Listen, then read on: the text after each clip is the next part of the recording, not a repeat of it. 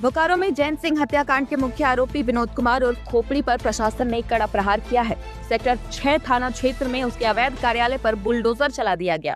बोकारो जिले में जिला प्रशासन, बीएसएल प्रशासन और पुलिस की संयुक्त कार्रवाई में चर्चित अपराधी विनोद कुमार उर्फ खोपड़ी के अवैध कार्यालय को जेसीबी मशीन से ध्वस्त किया गया।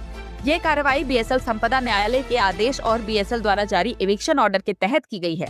गौरतलब है कि विनोद कुमार बहुचर्चित जैन सिंह हत्याकांड का मुख्य आरोपी है और फिलहाल न्यायिक हिरासत में जेल में बंद है। जांच में सामने आया था कि ये परिसर कथित तौर पर टॉर्चर रूम और अपराधियों के पनाहगाह के रूप में इस्तेमाल किया जाता था।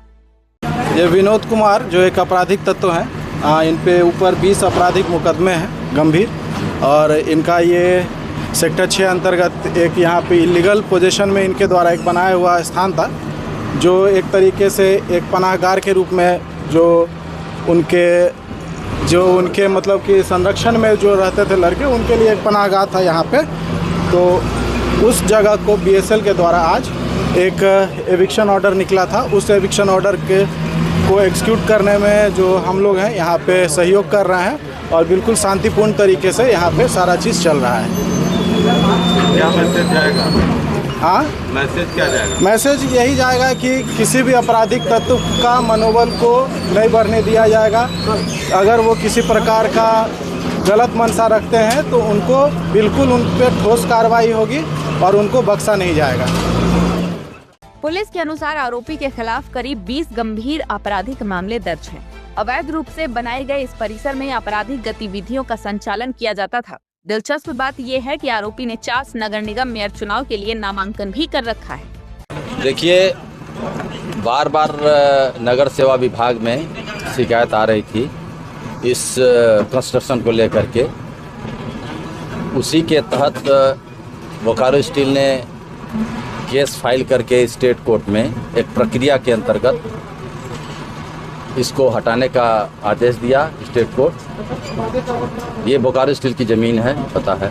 बोकारो स्टील पे ज़मीन पे अगर कोई भी अवैध निर्माण होता है तो हम लोग एक प्रक्रिया अडॉप्ट करके उसको हटाने का प्रयास करते हैं। तो ये नॉर्मल केस है, जैसे हम लोग ये चीज़ें रेगुलर करते हैं, नियमित रूप से कर रहे हैं, उसी के तहत इसको हटाने का प्रक्रिया है। किसका फरमाइश था? कौन यहाँ पे अवैध कब्जा करके रखे? विनोद कुमार के नाम से स्टेट कोर्ट में केस हुआ है और उसी का एविक्शन ऑर्डर जो पास हुआ। क्या सर, इसके लिए कई राजनीति हुए, धरने प्रदर्शन हुए, क्या कहेंगे आखिरकार बीएसएल ने? देखिए, राजनीति से हम लोग को कोई बीएसएल को कोई फर्क नहीं पड़ता है। बीएसएल अपने आप में एक अलग आइडेंटिटी है और शिकायत मिलने पर या नहीं भी मिलता है तो भी हम लोग हमारे बीएसएल के ज़मीन को अगर कोई इंक्रोच करता है तो हम लोग ऐसे भी रजिस्टर करते हैं कंप्लेन, और कंप्लेन करके एविक्शन ऑर्डर पास करा के और कार्रवाई करते हैं। तो ये जैसे हजारों सैकड़ों का हम कर रहे हैं, वैसे ये भी एक केस है हमारे लिए। देखिए, आज जो ऑफिस टूटा, ये ऑफिस नहीं टूटा है। यहाँ पे हजारों दबे कुचले शोषित वंचितों की आवाज़ को तोड़ा गया है।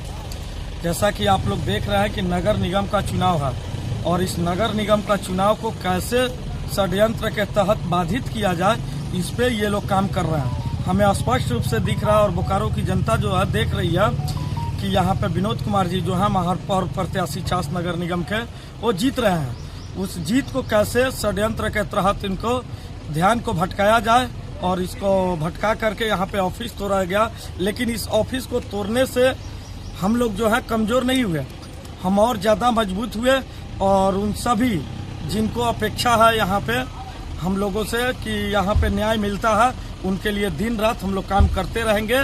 बस बोकारो की जनता जो है उनकी आशीर्वाद है और जनता से ज़्यादा किसी का आशीर्वाद नहीं चाहिए। हमारे लिए भगवान जो है जनता जनार्दन है, हम इस बात को ले जाएंगे जनता जनार्दन के पास। उनका आशीर्वाद जो भी होगा हम सहर्ष स्वीकार करेंगे और आने वाले समय में जो है नगर निगम का महापौर श्री विनोद कुमार जी ही होंगे। प्रशासन ने साफ संकेत दिया है कि अपराध, अवैध कब्जा और दबंगई किसी भी सूरत में बर्दाश्त नहीं की जाएगी। बोकारो में ये कार्रवाई आने वाले दिनों में और तेज अभियान की ओर इशारा कर रही है। मुनादी लाइव के लिए बोकारो से नीरज सिंह की रिपोर्ट।